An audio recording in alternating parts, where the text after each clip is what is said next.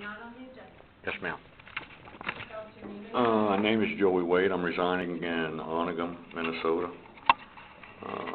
Let me see. What I have here tonight is an info sheet that I submitted to the council on April 18th. I became aware on the May 2nd council meeting that it was not logged into the minutes for that meeting. The clerk stated that she never received it, so I'm going to resubmit this again this evening with a little bit more additional information. Last time I brought this up to attention or concerns, I did not describe the images in it, but these are images relative to the hip-hop group that was cited for the racial accusations toward Ralphie May. I think it's imperative that people understand that the foundation that these racial accusations were built on and where they came from. What you're looking at right here in the first two images is this hip-hop group holding up a man's severed head. The second two images are 8, 9, 10-year-old children holding up assault weapons. The last two images are a group of children, ages down to 5 and 6 years old, choking a man, and then the video goes on to show them pulling this guy out into an open field and blundering him to death. These are the messages that I mentioned at that first meeting.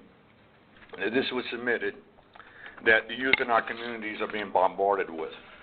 Another set of images of this hip-hop group that I want to add to that. Here's a priest, bound and gagged, being pistol whipped, has a machete being held up to his throat, along with the last image of a guy with a drum as they dance around him with song. And that's the influence of the foundation that these racial accusations were built on. Right prior, day before, the Ralphie May accusations, and True of BSU posted some concerns about violence erupting, basically a call for assembly for people to assemble to protest this comedian show here in Bemidji. The day prior to that was their first promotion for Res Rap Records out of Red Lake, who was to hold an event at BSU. Res Rap Records, here's just an image, some of their video promotions, hater hunting season, image of local artists executing people, implying to cut people's throats. Again, from the same working group that's hollering racism accusations, some of the lyrics embedded Res Rap Records. Wake up, it's time to rise and shine. Better grab your 9, which is basically a gun. It's hater hunting season, and we're tagging y'all. I bet I put your head on the wall. Now, at any given time, I could come up from behind, punch you in the neck for plotting on mine. Stab you with the mic right through the chest, steal your shine, watch you bleed to death. When it's hater hunting season, they all die. Tupac screaming, last N-word, I'm not going to say it, breathing. And what I'm trying to express with all this, well, Res Rap Records is hater hunting season. I find it, very obscure for somebody to stand up and start yelling racism at a comedian, again, when everyone knows that a comedian's context is not to be taken seriously.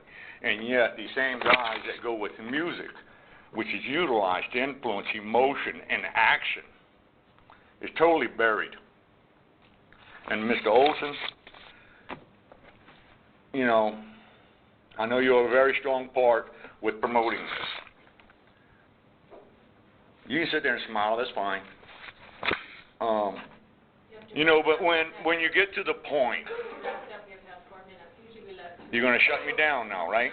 Okay, well, I'm going to get straight to the point. One of my closing statements at that meeting was, if you don't get a grasp and a hold onto this craziness, it's going to enter your own judiciary and healthcare systems. Here's Mr. Tom Sullivan. These same working groups, along with the upcoming speaker at BSU, Ruth Hopkins, along with the previous speaker, Sandy Whitehall, all campaigned to have this man removed from his federal position of Health and Human Services, tenured 20-plus years.